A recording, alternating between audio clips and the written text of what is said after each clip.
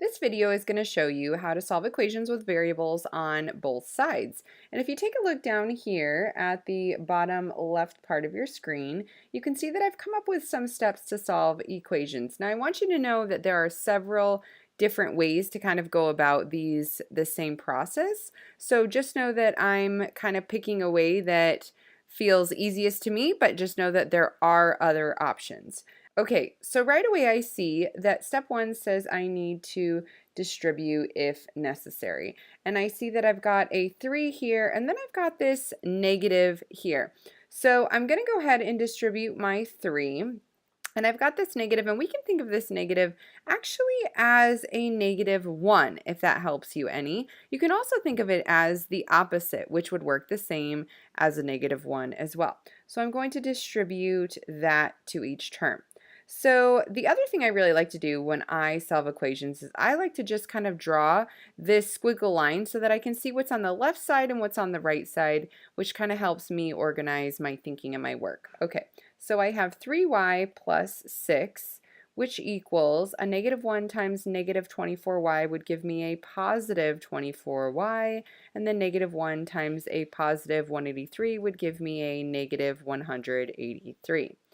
My next step is I need to, step 2, simplify like terms on each side of the equation. Now I'm already simplified, there's nothing that I can combine, so I'm going to move to step 3, which is to move the variables onto one side of the equation.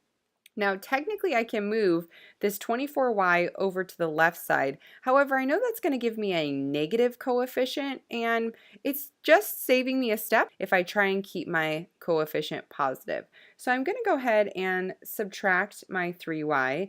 A positive 3y and a negative 3y gives me 0y. I don't have to write them anymore. However, I need to now do it to the right-hand side of the equation because that's where I'm moving it to.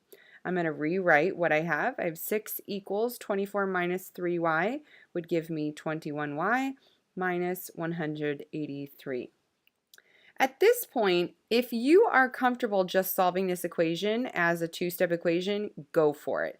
If you're still struggling with what exactly you should do next, I want to remind you of the story. So in this case, our story of y says that we need to first multiply by 21.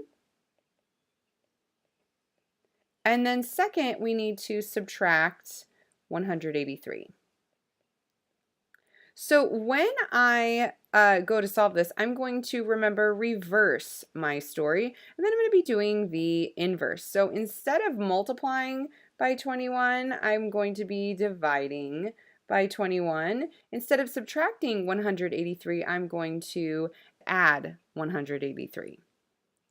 So now I know that this becomes step 1 and this becomes step 2. So step 1 is I need to add 183 to both sides. And again, a negative 183 and positive 183 make a 0 pair, or make 0.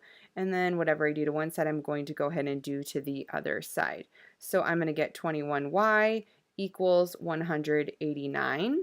And then step 2 is I'm going to divide by 21. 21 divided by 21 just gives me ones, or 1y. I can just write that as a y. And then I'm going to divide my 189 by 21 and get 9. My last step is I need to check this, so I'm going to go ahead and plug in 9 back into my original equation. So I have 3 times 9 plus 2, which equals the opposite of negative 24 times 9 plus 183. Okay, I'm going to simplify using order of operations. I get 33 on this side, and then I have the opposite of, and I need to solve everything inside this parentheses doing my multiplication first. So negative 24 times 9 is negative 216 plus 183. I get the opposite of negative 33, and the opposite of a negative would be a positive. So does 33 equal 33? Yes, check. Okay, I'm good to go. The next equation we're solving has fractional coefficients. I'm actually going to show you 2 ways to solve these. If this first way is going to be kind of the more normal way, thinking of it just like we would do a whole number coefficient, but then the second way I'll show you how to do will be to clear the fraction. So for me, it helps me to kind of envision these like terms by circling them. So I'm going to go ahead and do that. And then I'm also going to draw just my line so that I can see what's on each side of the equation. Step 1, I actually don't need to do in this case because I don't have anything to distribute. So step 2, simplify like terms. I actually don't have anything I need to simplify either. So I'm going to move to step 3, which is to move the variables onto one side of the equation. If this looks confusing to you, use a strategy of just putting in whole numbers to kind of get your thinking in the right direction. So if I had 5b plus 7 equals 1b plus 11, how would you do that? Well, we would move this b over to the other side, trying to keep our coefficients positive. Okay, that's obviously not what we have in this case. We have fractional coefficients, but it's going to work the exact same, so don't be thrown off by that. I'm going to move my 1/6b to the other side. I have a positive 1/6b and a negative 1/6b, which make a zero pair.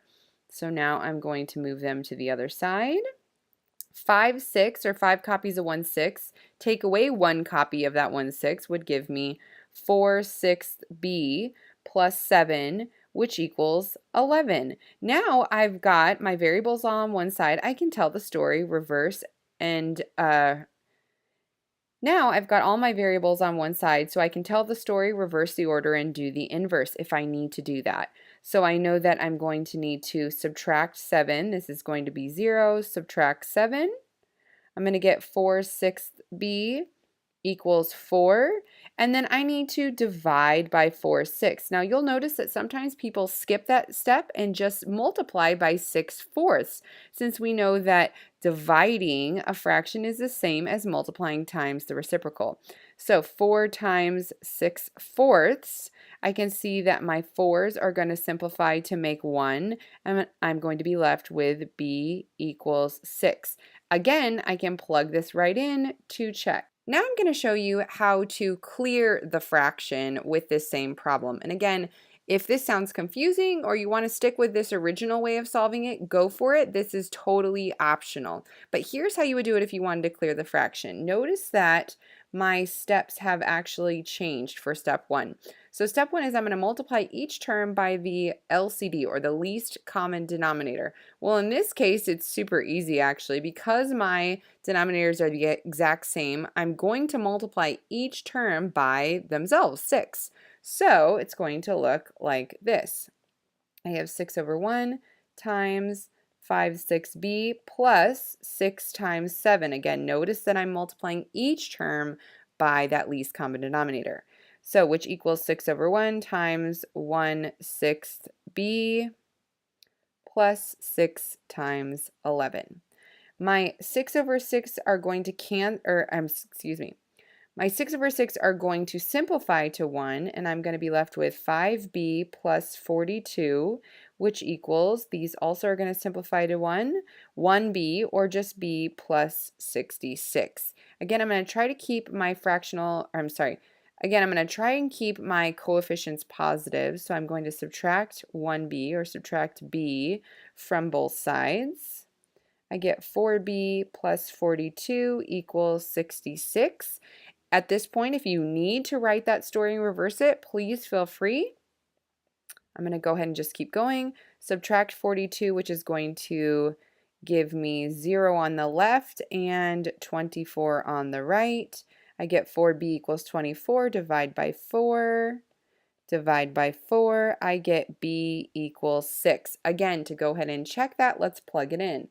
5/6 times 6/1 plus 7 equals 1/6 times 6/1 plus 11. These become 1's. These become 1's. I get 5 plus 7 equals 1 plus 11. 12 equals 12. I am checked.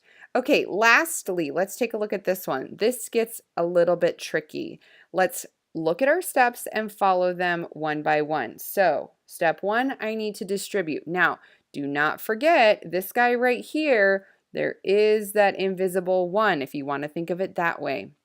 So, we need to distribute this -1 to both terms. Notice that what would be here, it's actually going to be a positive, or a +1. Well, that's not going to change our parentheses any when we distribute them. So we can actually just rewrite it. So I'm going to get negative 5, 6 minus 6, and then minus x, and a negative 1 times a positive 2 minus 2, and then I'm going to rewrite my right side of the equation.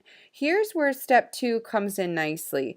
Simplify like terms on each side of the equation. Notice that I have 5, 6 here. I'm sorry.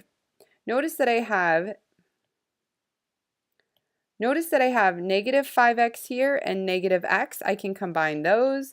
And then I also have a negative 6 and a negative 2 that I can combine. So let's get everything cleaner on this left side. Negative 5x and negative 1x is going to give me negative 6x minus 8, which equals 24x minus 98. I can now go to step 3, which is to move the variables onto one side. I'm going to move this 6x over.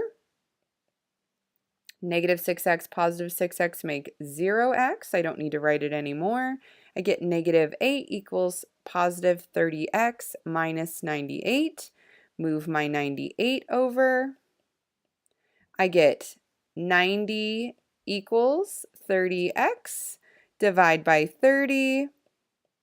Divide by 30. I get x equals 3.